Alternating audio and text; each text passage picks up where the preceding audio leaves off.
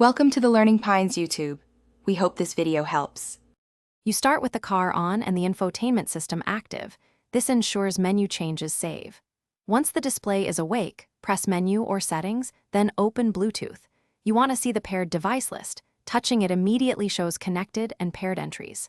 Make sure your phone's Bluetooth is on so the system can refresh the list.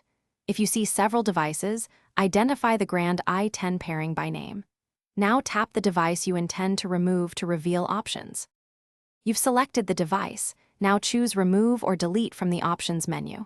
This instructs the head unit to clear pairing data, not just disconnect temporarily.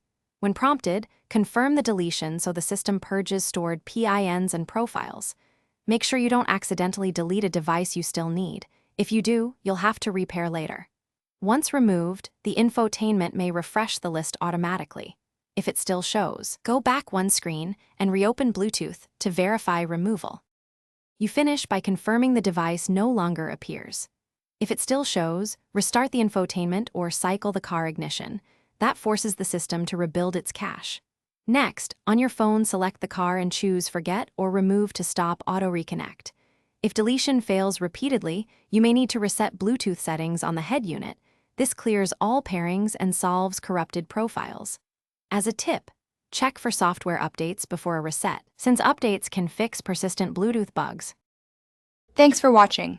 Consider subscribing if we helped you.